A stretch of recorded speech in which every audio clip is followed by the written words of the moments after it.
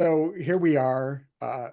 Record button has been hit. So now you and I, who are both nervous, you and I, who are both professional communicators who both get nervous in front of people, get nervous now together about about recording an interview. So to introduce you to my audience or whoever's seeing this is Michael Thompson, who you and I had a conversation, what, maybe a month ago, uh, by Zoom that was, I don't know, maybe we were going to talk for half an hour, and I think we talked for like 2 hours or Yeah, it something. was 2 plus. Yeah, I think I Yeah, got divorced in the process. yeah. Yeah. And that turned into some correspondence, and then your book has since come out, which I just read. I just finished. Things have been kind of crazy the last few weeks, so that got delayed for me. But I just finished your book, and I am like more excited and more delighted to be acquaintances and I hope, longstanding friends based on having read your book. I'm so inspired and so aligned with the values that you so skillfully and articulately hold up through your own life story. It's a wonderful book. And I'm also, it's really curious, the title, Shy by Design, because this book for sure would help anybody. You don't have to be shy. And I want to say that right off the top, Yeah. because I'm going to say the name of the book that you should go read, Michael's book, Shy by Design, is not just for people who are shy. And the reason I would say that is because we're all shy about the part of ourselves that most matter. And I think some people just cover that up through talking, other people cover Mhm. it up by being silent. And you and I both come from the camp of people who would hold back, Yeah. err on the side of holding back, but some people hold forth as a way of kind of hiding what's most important. And this book is really a manual for how to have the boldness and bravery and courage to really express what's true for you. So that's what I got out of the book. And I'm I'm really excited to have this conversation with you to hear about how the book has changed you in the process of expressing these. Like, do you walk away feeling as uplifted and empowered by discovering your values as I have been by reading it? That's a really good question, and it's something that, like, the the subtitle of the book is 12 Timeless Principles to Quietly Stand Out, and that is more like those principles are mine for me, but the purpose of the book isn't to say adapt these 12 principles, it's for you to think about your own principles, like, and how you best operate. And that and getting the language right for that, like, I don't like authority figures, the self-help industry, like, I don't tell people what to do in my writing, it's more for them to pull out their own insights, and also I'll have frameworks that they can follow on skill building and stuff. But in terms of getting to know who they are, is like I don't like the thing of like you need to do this and you need to answer that. So it was really interesting to find the right language of the soft, like it's soft help, it's not self help. I like to say it. Hmm. Like in figuring that journey out was more difficult than the principles, just because I'm 40. Like I turned 46 last Friday. I got into like I've been putting myself into positions for 25 years that made me define like by getting uncomfortable. I grew up stuttering, shy, took a job in sales, and I quickly learned from those experiences that hurt, like who I am and what I stand for. So it was more just the ordering of the chapters and stuff was a little bit tricky, but the language was the fun part for me of how to craft stories where it's my personal stories. Like it's not a book to go to from good to great. It's more from bad to not awful kind of story, like is how I like to describe it. It's me screwing up presentations, first impressions, being scared in a sales office, being not accepted in the office. All of these stories is my way of saying, hey, I'm not trying to push anything onto you. It's more, here's my experience. Here's what I've learned from the world and the good people around me. Not take it or leave it. But if you find something that resonates, grab it. Like if something doesn't, just keep reading. You know, like it's that kind of warmth I wanted. I like approachable. I like warm people. And the book I wanted to be extremely warm and approachable. It's kind of a jumbled answer, but yeah, it's kind of the thought process of how I operate for the book was very like I've been writing online for 7 years. It's how I write. So that was fun though, packaging up like into 250 pages. That was a little bit of a challenge. Well, I would say you were very successful in accomplishing your goal. Like it's extremely warm. And I like the terms soft help, because the book is very contextual rather than, it feels very practical and very useful, but also now that you're describing the intentionality behind the way you crafted it, it is very soft. It's very contextual. It gives you it's a reminder of a body of truths about human connection and about Yeah. human relationship and about relationship to ourselves that is very powerful. It's very soft spoken, but it strikes a very deep chord. And so I'd say you were very successful in that. I really appreciate that. Like, yeah, it was fun. The process of the like the soft touch, it is the shyness. Like I teach universities, like MBA students for a master's program. I'm in Barcelona and it's communication leadership stuff. And I got contracted maybe 4 years ago. The director of the program had read some of my articles and he was like, hey, like we've tried the Tony Robbins type. They're not connecting with the students. So we want to try the opposite. Like, and I was like, well, I take that as a compliment, I guess, even though Right. Tony Robbins is a lot more successful than I am. But it was that a lot of students just didn't like, especially here in Europe, it is a different vibe of like, hey, I don't want to crush goals. I don't want to like Right. wake up in the morning and beat someone, like manipulation in the office. Like, I just want to go to work, do a good job, connect with coworkers in Mm. advance. Yeah. So like I work with a lot of people in tech, interestingly enough, who are shy or who don't like they aren't as vocal in meetings, who don't express themselves as well as they they they would like to. So a lot of that is reflected in the book of like, hey, I grew up in the same boat, and when I teach, I start with the same stories. I screwed up. I started in sales, and today I still stutter on the letter M, and my name is Michael, and I used to sell mortgages. So it used to just be all jumbled. And that's the first days of class. For me, I break the tension in the room, like fear, uncertainty. Oh God, it's a leadership course. What are we going to do? And it's like I do the opposite of like I'm a screw up, but I've gotten to a decent point in my career, and here's how I got here. Like, and a lot of them just kind of like, oh, thank God.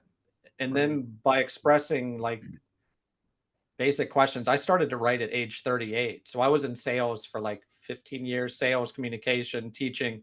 Mm. And I sat down to write when we had our first child. And like I quit smoking and all this kind of stuff. And I quickly realized I was like, wow, like my voice is writing. So I put myself through a glutton of punishment for 15 years when it turns out my communication style is best through writing.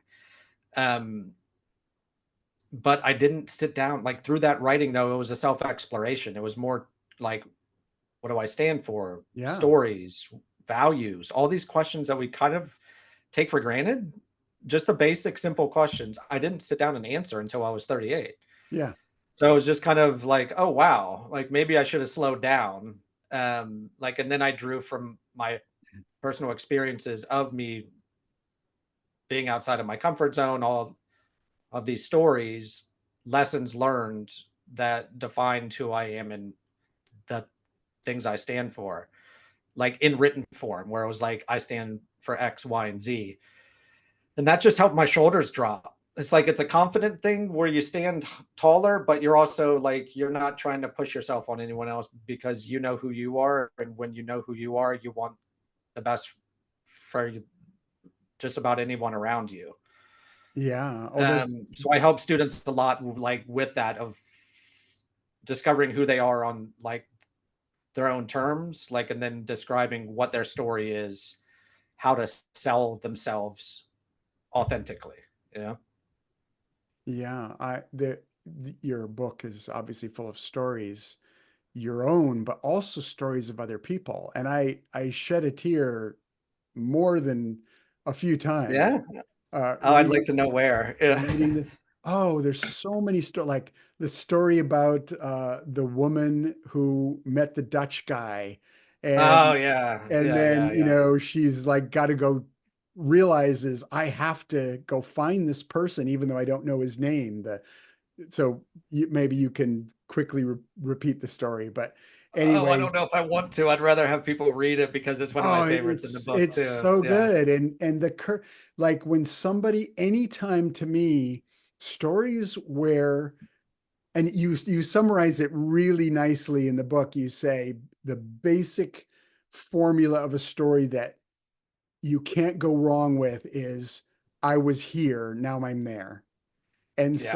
so a story that shows some kind of transformation, and transformation almost always involves some degree of courage needing to be mustered or applied. Yeah. And so when somebody identifies something in their life that matters to them, that moment of realizing that something matters to you, there's two things you can do. You can go, well, I'm too scared to pursue what matters, because if it goes wrong, then I'm going to feel devastated. But if it goes right, my life is going to change for the better. But both those things involve a significant outcome.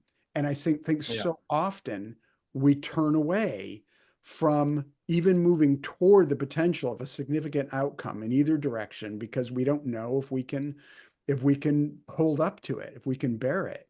And so any moment where someone says, okay, this matters and I am going to take action, whether it's going to be a fail or a success, those stories are so inspiring.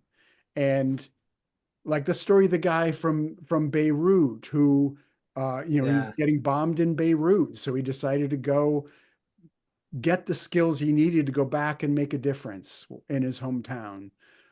There's so many good stories in there, and the heart of a storyteller, which you have, is like, not only do you start recognizing what's powerful in your own life, but as soon as you do that, you see what's powerful in other Yeah. people's lives, which gives you the superpower of connection. And I think that's the theme that's so powerful in your book, is because you talk about how to do that.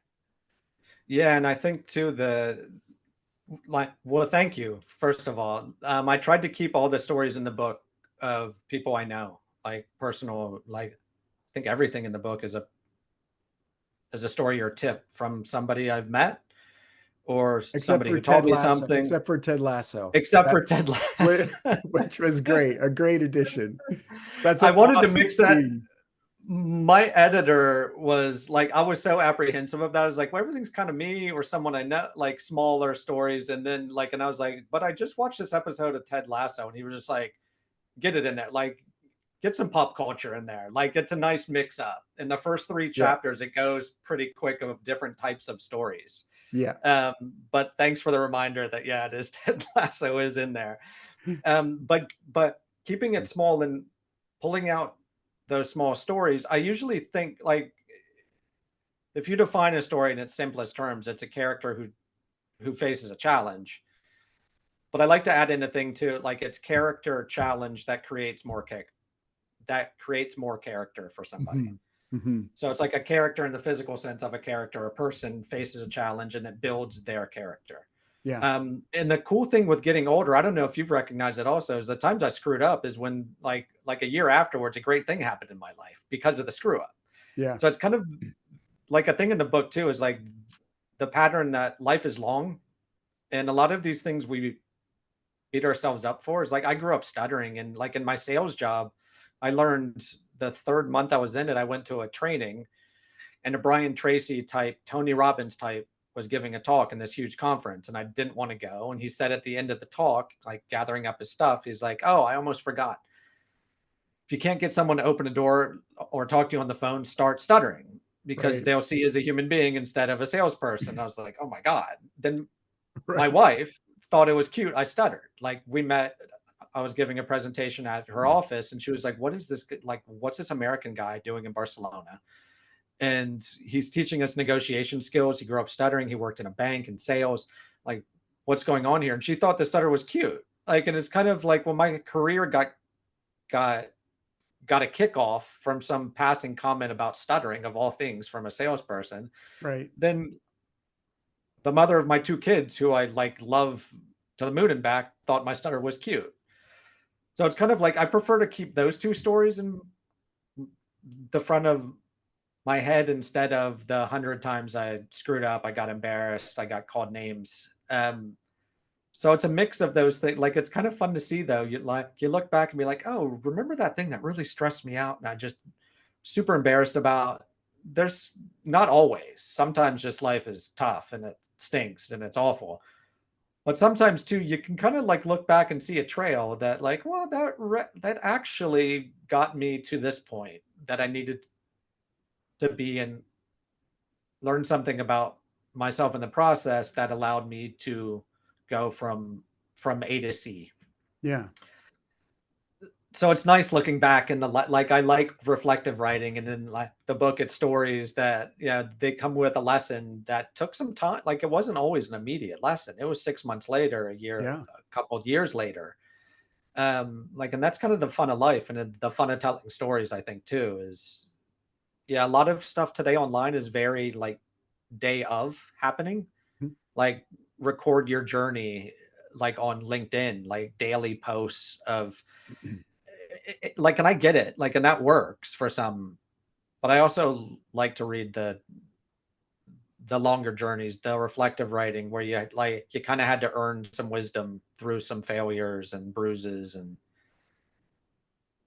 the darker side of life that allows life to be lighter when you get older. Yeah. Yeah. And this is when your book ends on with these chapters about how the process of writing, self-reflection, looking at your story, seeing the patterns in your life that have led to where you are can lead you to the point where you realize or see the value of exactly who you are, Yeah. rather than, because we live in a world where everyone, it seems most people are trying to live somebody else's story.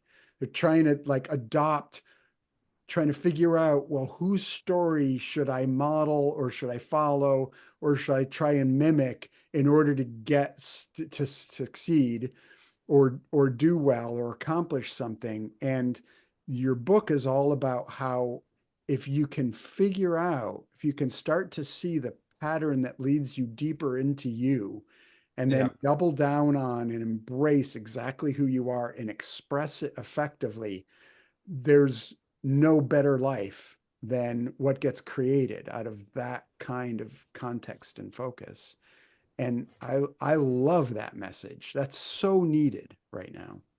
It's nice too. Like if you look at writing is like a really good example is a lot of people start out with trying to mirror the people that that they initially admire, right? Like, and they like, oh, I want to write like Hemingway or Justin Welsh on kind of whoever it is. But as time passes, the goal should be to like learn from the people around you, be influenced, but then once you find your voice, like you need to lean into that. Like, and Yeah. the point of learning and studying is to develop your own voice. And that's the fun of my career, I think, is I figured that out in my career at 40, like probably around 40. And I have 40 more years to go, like to kind of push it. And with writing too, it's just like I have my writing voice now. It's like I'm not adopting to any platform, to any like to Medium if it's curated stuff now by gatekeepers of what's good. And I'm like, I'm not adapting. Like, I think you adapt Yeah. to survive, but you don't adapt to thrive. Oh, that's Like, well and I said. think, yeah, I think once you get to that point, like where it's like, no, no, no, like I'm not playing by those rules. This is how I do it. Um, that's when you step into your own confidence and voice and that kind of stuff. So can you, and the way you say it in the book is the importance of writing for an audience of none, which Yeah. I thought is really cool. Um, of course, as anyone who's in the writing space and has studied writing, the famous phrase "write for an audience of one" is where that comes from. It's a play on that. Yeah. Most people start trying to write for everybody, and then this phrase or idea of no, just write for one person. But then the further step you're taking it to is, the one, make the one person you. So it's You. an Yeah. audience of none. I'd love for you to talk more about that, the importance of it, what it actually accomplishes, the kind of internal alchemy that gets created when you're able and willing to do that. Can you talk more about that? You're picking up some really cool, like you have a knack in my articles on Substack too. Like if you pulling out a line of being like, oh, that's the one for me. And I'm like, that's the one for me too.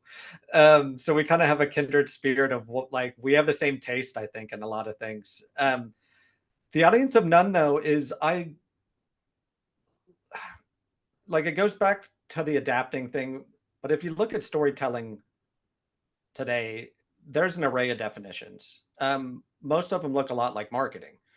Right. And there's a time and place for that type of storytelling. Um, Kind of the type, I talk about this in the book, of where you want people to follow your flag. The type of storytelling that I like and the audience of none like is where I'm just sharing my unique human experience. This is what I went through. Here's how I felt. Um, there's no writing for not, like, the stuff that lights me up and I know is going to do well also is always when it's for me. And maybe it's not a viral headline of like X, Y, and Z, like in your 10K a month, whatever it is. But when the people like when somebody who recognizes themselves in like a story that you wrote just for you, like, and they can see themselves in that story, like, and it's relatable. Maybe it's different circumstances, a different challenge, but they say, hey, like, I get this guy. That's when people want to grab the flag and carry it with you instead of them following yours. So Absolutely. that's the human connection part. And then, like, it's a, like, Rick Rubin talks a lot about this also, like, where he's just like, no, no, no, like, your writing should be your diary, like, publish your diary. That's what I would want to read, is your, like, your raw emotions, your experience, like, no bullshit. Get rid of the packaging, make it raw and human.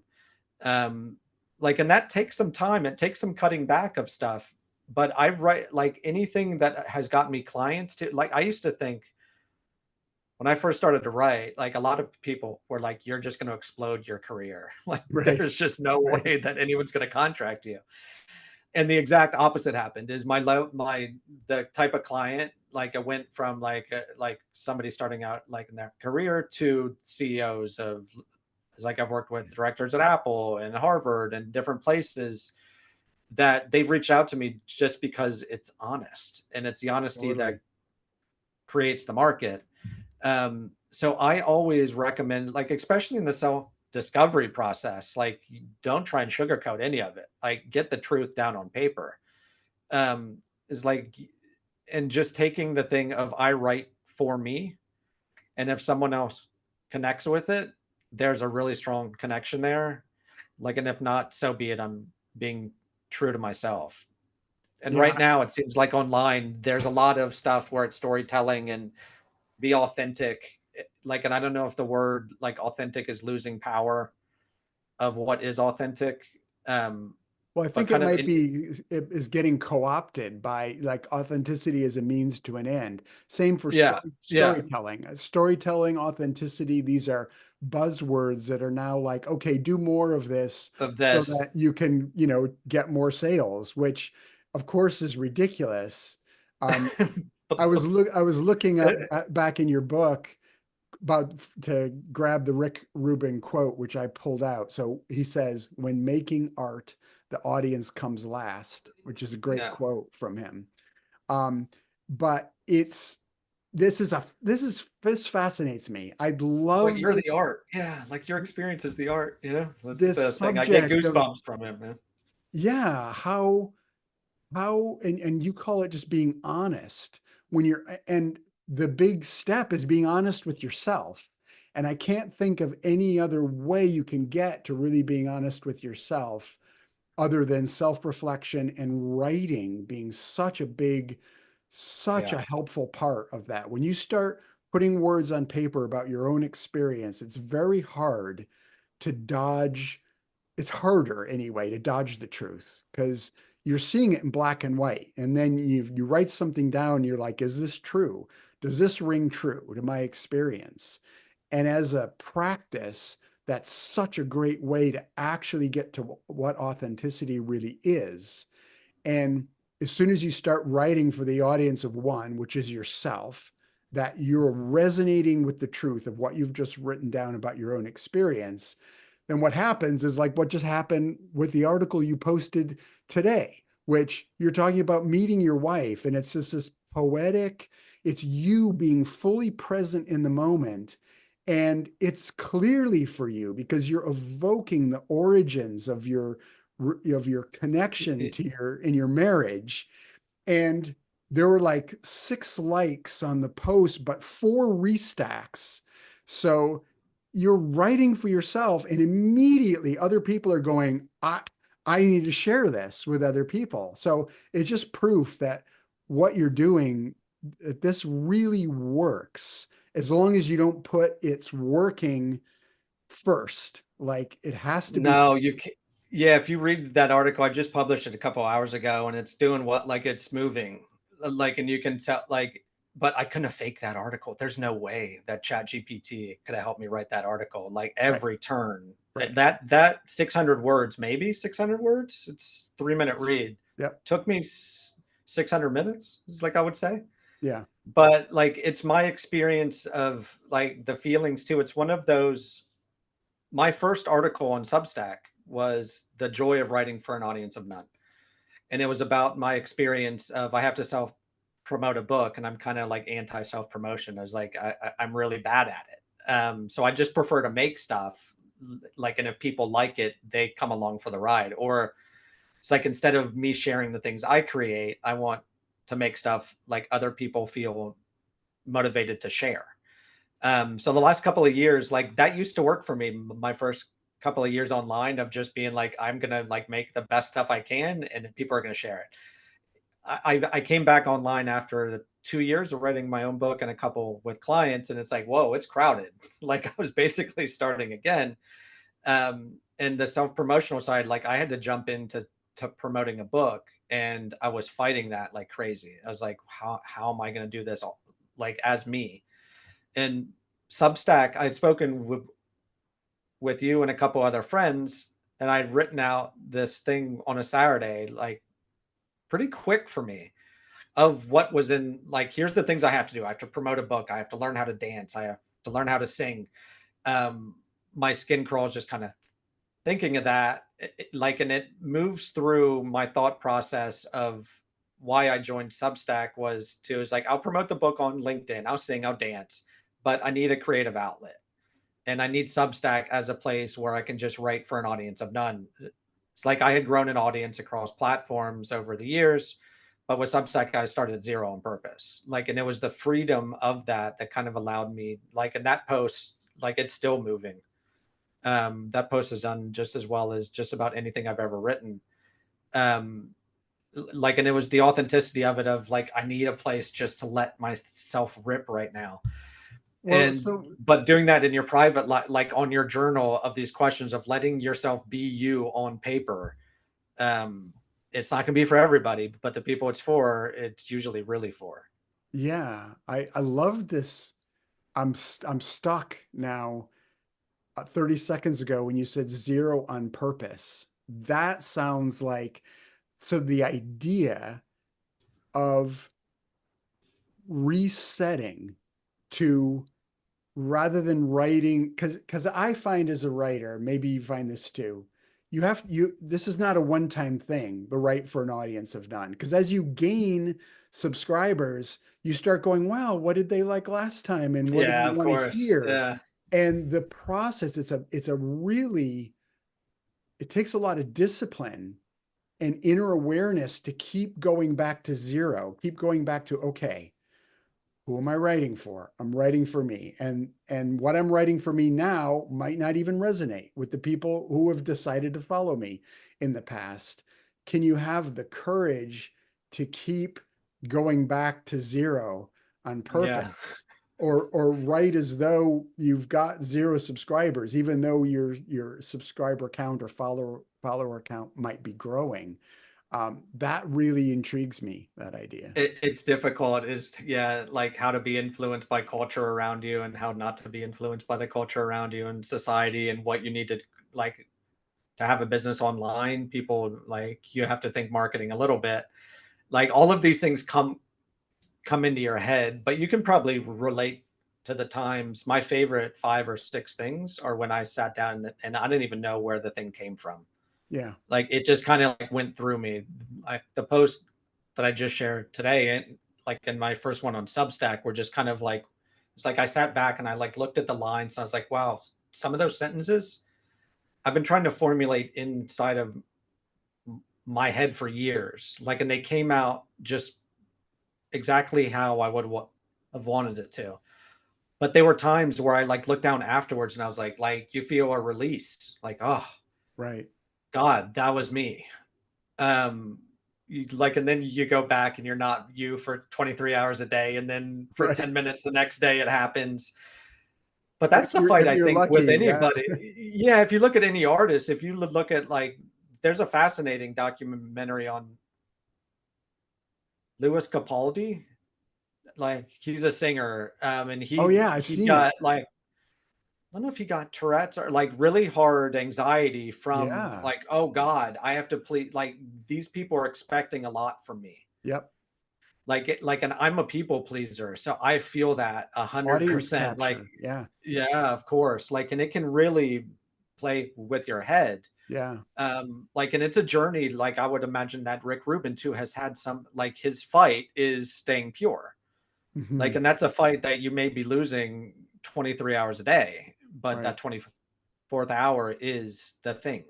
Um, so I think it's like it's not like I will write stuff that is shaded towards an audience at times, Sure. like just to get stuff out into the world. But in terms of your like those 5 stories in your life story, your feelings, your emotions around times you were scared or happy or embarrassed, getting those couple things down, like where it's like you look down and be like, that is me. That's the best version of me.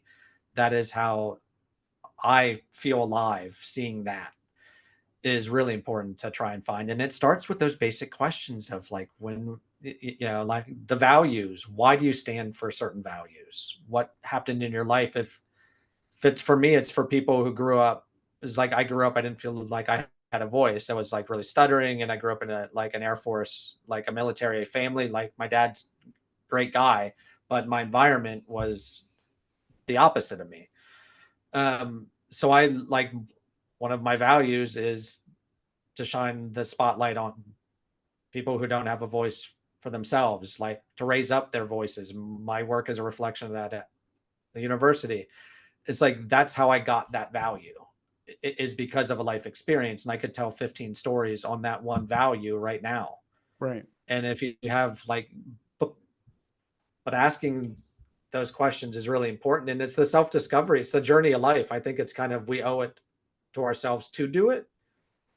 Like, and the sooner you can get to that, I think I heard once that from a guy that people know what the average person figures out what they want to do in life when they're 42, they commit to doing it when they're 52, like, and they actually start after they have their first heart attack.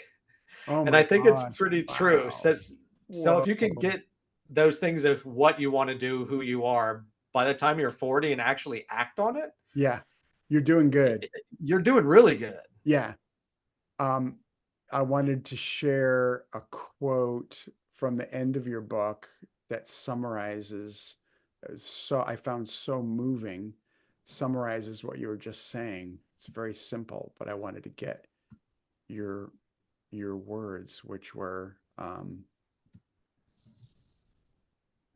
come on, where is it? It's right at the end here. It was some, it's about how you're a person who's worth getting to know. Where is it? Uh, Um,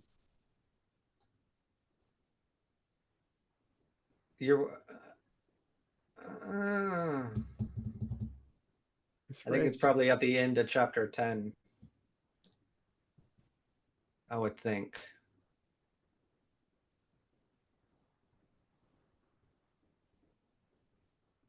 I might have to, it might take me a second, but I really want to find this. It's so simple. I can always edit I out. I can edit out my my search here. Oh, come on. It was right. I can't let find it. It's me at the end of the book. It says something like you um okay, here, let me. Oh, okay. It's not right at the end. It's on page one. I did make a note about it. It's on page 148.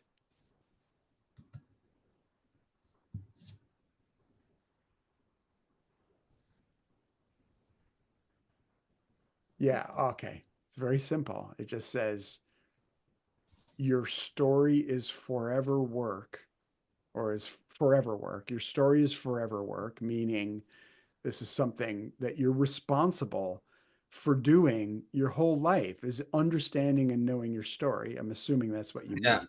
Yeah. It's something that's And going to change and adapt and evolve, and then like this as life one, does. yeah, and then this one sentence, you're worth getting to know. And that's profound. That's a profound idea. And it seems so obvious and simple to say to somebody, you're worth getting to know. But it's very poignant because I think so few people, one, believe that about themselves, or two, actually do spend the time, take the time as a form of like self-care almost, to go through Yeah. that process of getting to know themselves. And I was very moved by that. And the way you said, you discovered for yourself that you are a story worthy person. Is that how yeah, you said, I am story Something, worthy. yeah, something like that. And it is like I grew up thinking I, wouldn't amount to anything, and I got like made fun of in school and college at jobs, and my self-talk was really bad. And so my journey has kind of been like reframing my relationship with myself, like, and Yeah, seeing things. This is like in sales, like a, stuttering, shy, vulnerable, sensitive. Like, these weren't things and that were immediate strengths to me. But life showed me, you know, glimpses around a couple of corners that, hey, maybe I should question those things more. And what is my worth for that? Like, and in sales, like, if you like, the strengths is listening, it's observation skills, it's being sensitive to people's needs, it's taking notes, it's caring. Um, but you think of thing like in terms of relationships, like we look at getting to know somebody else and being curious in their experience. But that kind of start, like, you should do the same with yourself. Like, be right. curious in yourself, you know? Totally. By me starting to be curious, I started to question, like, are these words like I'm not good enough? Like, am I really not good enough? Or maybe it's just the environment. Well, Right. maybe, yeah, like in that situation, I was good enough. Um, like asking, like getting curious about your own experience, your own strengths and weaknesses, feelings, emotions. Just because it is something, it's like I see it time and time again. The people who journal about what they're thinking and feeling and frustrations and pain points and joy points, they do well. Like it's general, like that pattern is pretty clear. Meditation, journaling, all of these things of slowing down, taking in the world around you, reflecting on your role in the world.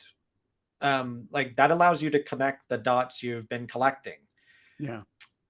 And you'll see through in the process too, is like you think of yourself as not brave, but if you write down all the times, you know, the challenges you've already come, like you're already a lot, like you're still alive today for listening to this. That means you've gone through challenges, you've overcome obstacles. By writing all of that stuff down, is like I keep a holy shit jar of the times that I say, holy shit, I did that thing. Right. Like, and that gives me confidence, is like, hey, like I've done hard things, and maybe I'm not weak, maybe I'm not scared. Like I am scared, like I have the emotions of being scared, but I'm not scared because I've overcome things in the past. And writing all of that stuff down, seeing it over and over again, like, hey, yes, I got picked on in high school, but I also did X, Y, and Z. I showed up to school the next day. I showed up into the office after being humiliated, whatever it is. Yeah. All of those are data points that you're doing pretty good, but you got So, to write them down to be able to see them. If not, it's just an abstract thing in your head, that if you right. can actually just see a chain of events. And the writing part for me is just massive. And it's not because I'm a writer. Like I don't care if you want to be a writer or not. Like for my students at the university, is like you have to write these things down. Like you, like that's your only homework. Your only grade in that course is like, I want to see your notebook. Mhm. You know, like write down bullet points of your strengths, your weaknesses, scared, happy, vulnerable, and start connecting the dots. It's interesting how the discovery seems to be that these moments of challenge or even failure are both, they're a failure and a success. And you write about this, how when you look back, you realize, oh, these moments that seemed like a real challenge or a failure had this immense, they created such fertile soil for something in me to grow and to thrive. Yeah. And yeah, I kind of hear that. You don't talk too much about it. There are a few stories about your dad, but and you just alluded to it a minute ago, how you grew up in a military family and your dad was sounds like Yeah. pretty demanding in some ways, but then also he was a tremendous model for you, and you had to like rise up out of almost an atmosphere of some degree of suppression or in order to become yourself. So I'm wondering, I'd love to hear more about that relationship of your family of origin, because I think family of origin Yeah. plays a huge part in our stories and our storyline. And so I'm curious how you think It's about your own upbringing that way. it's interesting that the, like when you're looking back on your life also, you kind of have an image of what your father was like or your mom was like, and you have certain stories that kind of shape your narrative. Um, my dad was a really, like he should, like I forgot things. He was an Air Force colonel. So he was that guy, like I say in the book, I think is like 6'5" when you close your eyes and 5'10" when you open them, just a Mhm. commanding presence. And Right. he came off as not scared of anything, even though he was just very good at hiding it. Um, Right. but he was in situations where you, like, if you weren't scared, there's something like, there's an imbalance there. Right. And like Vietnam to the Cold War to like Eastern Europe and Pakistan and these places, like it's like he did those brave things that I kind of just didn't have inside of me. And that made me feel, just because of the circumstances, like it wasn't like necessarily him, it was more just the environment of me being around that when I was more sensitive and quiet and shy, like, and I didn't go after the things I really wanted. At the same time, my dad, like now that I'm older, I'm reflecting more about, well, he was actually my soccer coach for a lot of years too. and Mm, he did all of these things. Like, like I had this one image of him, but as you get older, and it's like, my dad is X. You kind of say as a teenager in your 20s, right, right, but then you get older and you like realize it's not that simple, and people are complicated, right. and as human beings, we remember bad things more than we do good. So like one bad memory or traumatic experience from someone, we attach to that. So with my dad, it's been kind of fun. See, like I've hardened a bit, he softened, so we kind of Hmm. met in the middle as the years pass, and it's one of those relationships where it's been earned. The love, support, friendship. Like right now, we're at a great place. He's 84, so I don't know if we waited too long, but we're at a great place where it's kind of like he taught me the things I needed in a way, Hmm.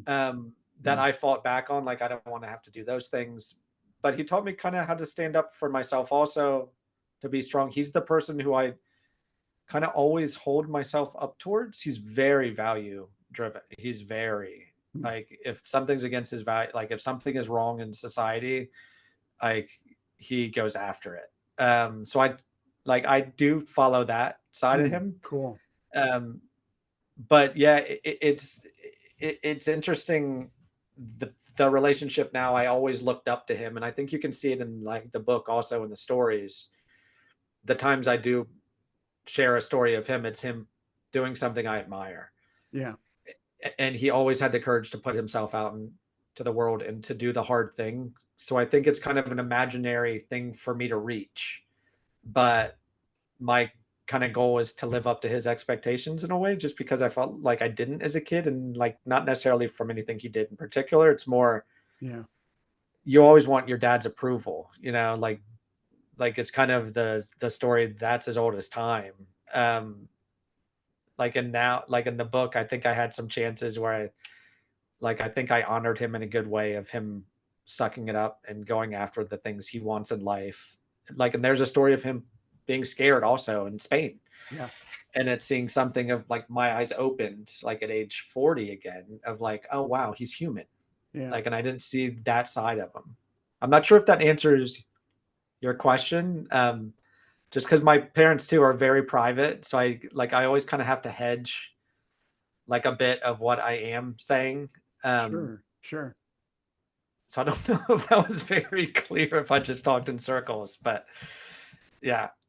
No, it's good. I just sense the significance of your dad in your life. So I was curious about it, but totally respect that. Yeah, my mom's the same way. She's so the opposite. Like, how it's somebody serious and quiet, like, and my mom is like the chirpy, outgoing one. So it's a really fun dynamic. And she was more my person. I come home from school and I sit down and have Oreos and talk to her about the day. So I almost feel bad that my mom wasn't mentioned as much, just because I don't know if I took her for granted more of always being there.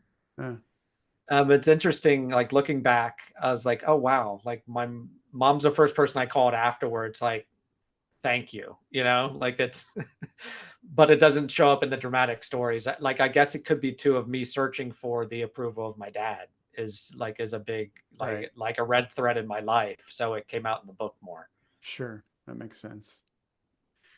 Um, how are you doing on time? Do you want to Oh, go? I'm good with anything. Yeah, like I'm good for however.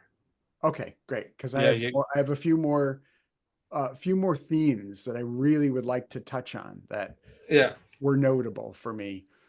Um, from this perspective of leadership, you had a great quote in here about it was basically if you want to help other people, you're a leader. And Yeah.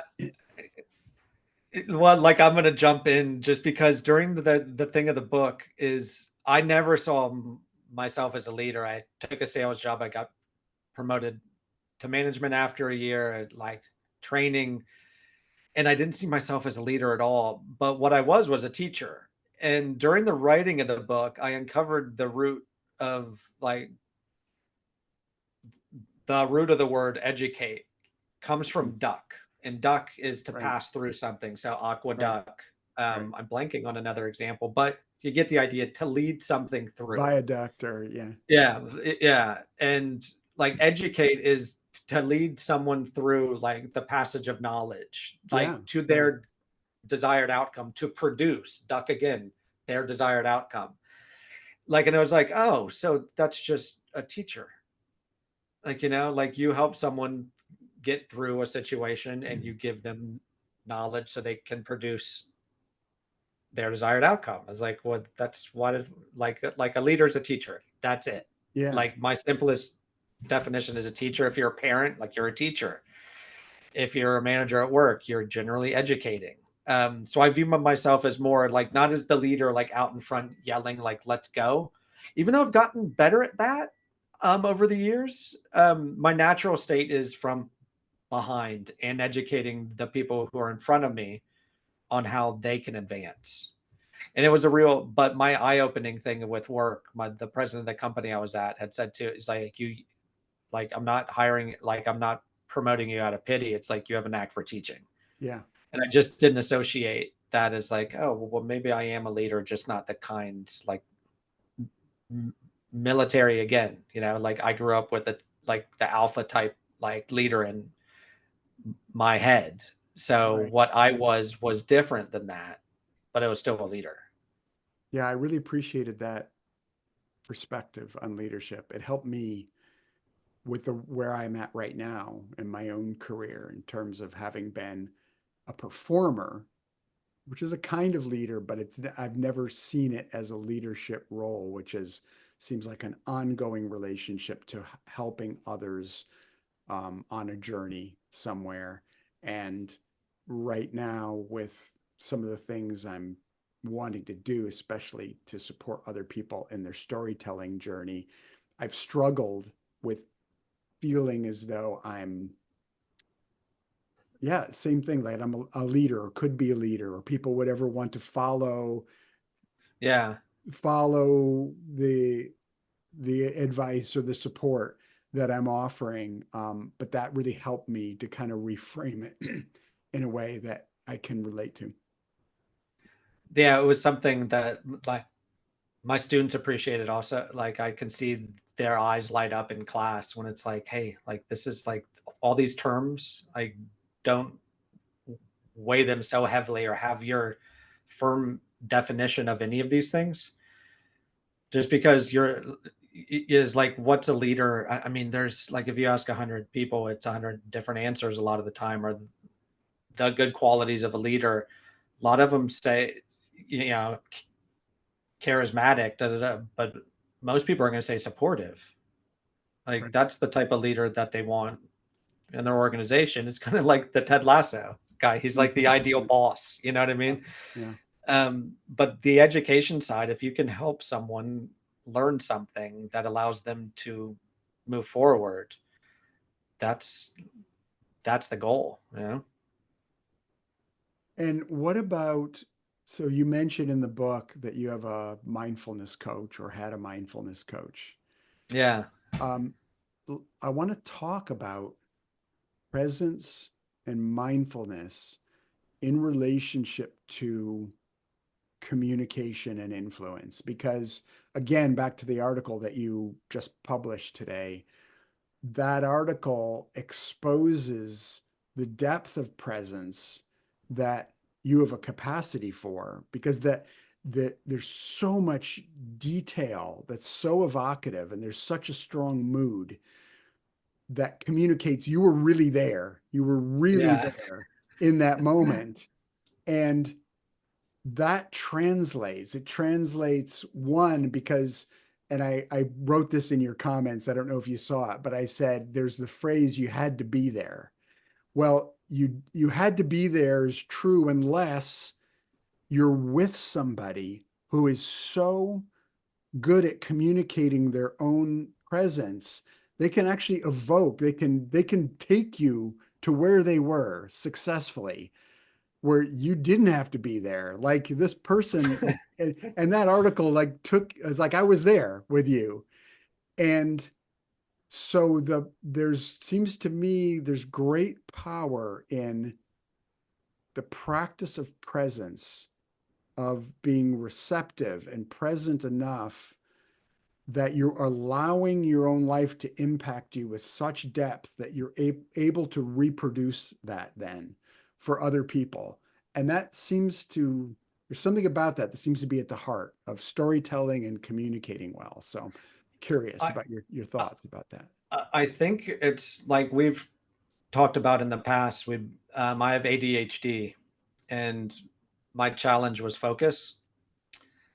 So I think it's one of those things too. Like with stuttering, I took a job in sales. Like my motivations are generally the things I'm bad at.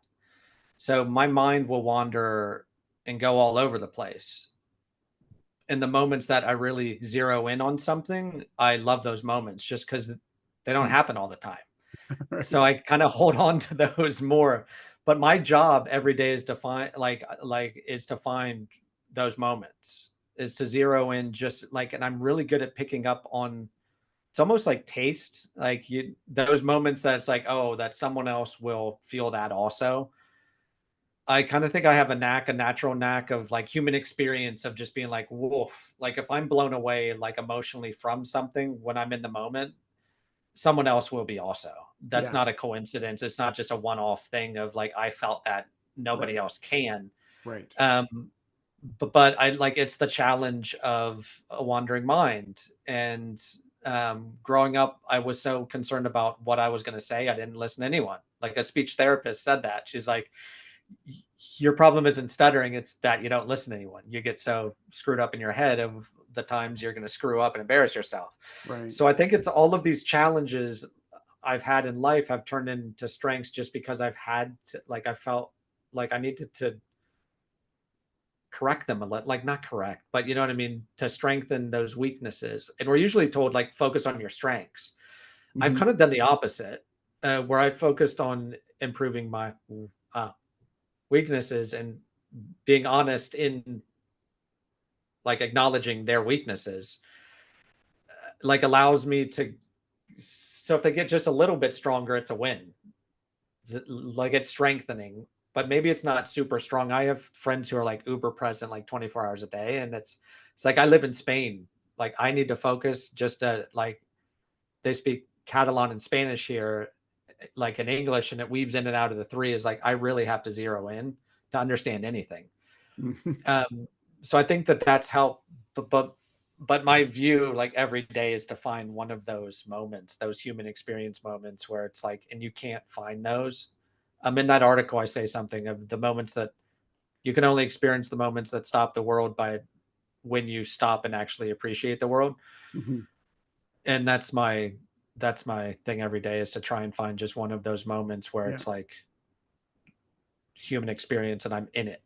Yeah. Um, but the mindfulness coach helped a lot too with that, like just to slow down, not think about me all the time. But when you're in the world, like it's like writing a story or an article too, like the times you pop out of it, like, whoa, I just did that. Like it's almost out of, kind of an out of body experience when you're really in it, you know? You akin to that idea of finding those moments. You also talk about looking for moments to be brave. And near the end of the book, you talk about find something, a, a daily act of bravery. I don't remember exactly Yeah. how you Yeah. phrased it, but it was like find the little stretch that you can make towards something that's brave for you every day. And I like there are examples sprinkled throughout the book of ways that you do that. But what are some of the things that are, what are some of your practices right now in your life, things you're doing to kind of just stretch outside of the comfort zone and experience that for yourself? You know what's interesting is bringing back to the idea of presence is, it's impossible not to be present if you're standing on a cliff. Like Mhm. you're in it, like you're in Right. the world. So I think that like pushing my comfort zone is generally my go-to, is doing something that makes me feel a little bit awkward or scared, Mhm. brings me into the moment. And Yeah, if I have to absolutely. approach someone in Spanish here who the town I'm in is Catalan, so I get sometimes some looks if I'm not speaking Catalan instead of Spanish, and there's some things going, but I sound really American. So like generally me approaching anyone on the street, I'm generally kind of nervous just because, oh, am I going to screw it? Like, oh, they can understand my American accent, yeah. Right. Um, but I push myself into situations where I have to, like, where I feel a little bit uncomfortable, and my natural state is kind of an anxious person anyway, so it happens quite a lot. Mhm. But that, getting on phone calls with new people, um, with teaching, I like moving around. So video stuff, I took off 2 years and I could come back and everyone has video. And it's like, oh, geez, I have to sit in front. Like a podcast means a YouTube thing now. Right. So it's kind of, I Right. have to do all of these things that aren't my natural state that really zoom me into the moment. Um, but in terms of how I keep the bravery going, like why do I expose myself to those moments in the first place? Um, is like what keeps me going, for those things. Is it like I have a couple exercises that, like I mentioned the holy shit jar earlier, of Mhm. tracking your brave moments. Like, and also in the book, I discuss, a framework called AAA that a Mhm. client had shared with me, like where it's acknowledge, accept, and ask. Like, and Mhm. it's a simple thing. If you're scared, it's like you acknowledge you feel scared. It's human. Like, you accept the circumstances you're in. You ask, what do I need so that I can feel more confident, have less anxiety, whatever it is. So if you have to give a talk, it's something of like, like the stress of having to get up in front of a group can be paralyzing for people. So just the reminder of like the AAA I have on my office wall here. It's like, acknowledge these feelings, accept the circuit, like the date's coming up, can't change that. What do I need so that I can feel more confident on stage? And generally that what do I need so that I can is a very small thing. It could mean you go for a walk. It could Right. mean you pick up on your presentation where you were doing good, um, to get your momentum back. It could be calling a friend. Um, like I say this a couple of times in the book, that helps the bravest thing that you can say, and calling a friend who you can say, hey, I need some help here. Can Yeah. you be a pillow while I go through my presentation? Just like, what is the next small thing that you can do to keep moving forward? Is essentially you find an easy button, and that framework really helps to, like, all right, what's the one thing that I can do right now that's in Yeah. my control Yeah. to reclaim agency? Yeah. That's awesome. Yeah, and the best stuff. Like, I like writing stories too, and if for me to write stories, I need to be uncomfortable. Like, I need to live and then write, not write to live. Mhm. And that helps. Where it's like, all right, yeah, I need material. I need to go screw up. Right. Like, it's the reality. You Yeah. would appreciate it. Sir, like, not Sir, Father Richard Rohr, who's got some really great Mm. like life wisdom, Yeah. is like, he has a quote about something of like, I pray each day for one daily humiliation. There's Mm. no other way for me to, I'm gonna butcher the quote, but see my future self. Like, and I must sit with the humiliation. And it's something like, you pray for a life of problems, and life is a problem. And the more you go through these problems and you reflect on those problems, how you got through them, the Mhm. more that you can move forward in the future with more confidence. Yeah, that goes back to what you were saying at the beginning of our interview about character and building character. Like depth of character is a process of discovering more parts of you. And Yeah.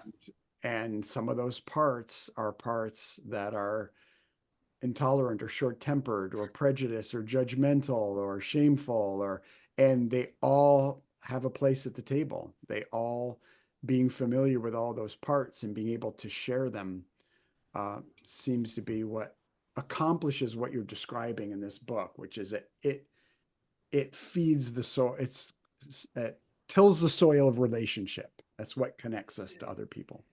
Yeah, and you reflect, like, I think it's something too. I think the most important part of that quote I butchered was like, I must take time and reflect. Mhm. Just because if you're gonna push your comfort zone or feel humiliated every day, and you don't, like, you can't, like, you'll just feel humiliated if you don't sit back and reflect and learn from the experience. What did you feel? What did you get right? What did you get wrong? Who helped you?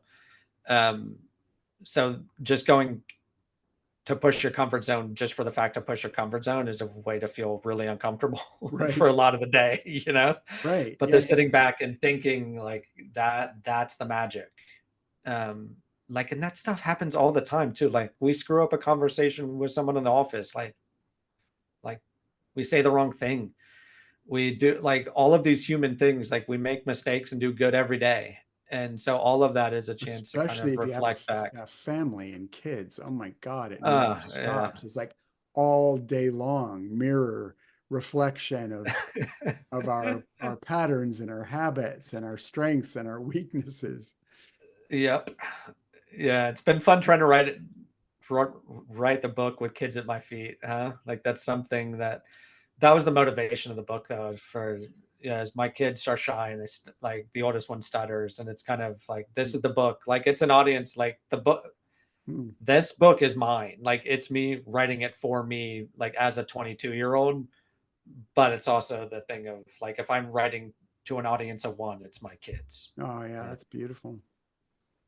Yeah, it's the, just to let them know that they're already cool, and that's, the journey is figuring out who you are. So as long as you're doing, as long as you're walking and paying a little bit of attention and pausing a bit to reflect on where you've walked, time has a funny way of answering some of these questions. Yeah. Is your left leg shaking right now? No, I'm good. Why do I look like I'm shaking? I need a drink. It's 8:30 at night Oh, here. you It's kept time. you No. keep talking in the book. You talked in the book a bunch of times about Uh, when you're on Zoom calls or video calls, you I can't still stop can't get your my left leg twitching so damn much. No, yeah. I'm good with you. You got the Breaking Bad look face of the actor, so I'm really comfortable. I Oh feel my like I've gosh. known you for years. Oh my gosh. Well, it's my right leg. I've had to like stop. 'Cause I read that. I was like, oh my God, there's so many things about you Similarity. that I resonate with so deeply and feel such kinship with. But a I twitching leg when I'm nervous is one of them too. So I've had a thing. It's funny because I write for clarity, and once I write, it's clear. But it's funny how you start to see your own flaws and stuff. Is I have to do a lot of interviews at night here, just because of the time difference, oh right. and my legs are probably too tired to twitch right now. But it's interesting that seeing how much sleep matters for me is something like it. Like, I get up at 5, so I have 3 hours before I take my kids right now to camp, like from 9 to 1. So those are my 3 hours of like silence, and sometimes it's writing, and other times it's watching a movie just to like not be around people. Right. But generally, it's like, it's interesting of my energy usually starts to fade, and my communication, what, like my dad said this earlier, is like, do you communicate better or worse when you're tired? And it's like, well, worse. And he's like, well, all right, so schedule stuff around your high energy times. And Yeah. but with the book launch, it's like, well, it's like I'm in Spain. I got to do everything at night, so I'm usually at the tail end of 14-hour days. Yeah? So if I rambled, I blame it on sleep. You're doing great, did great. How's the book selling? How's it going?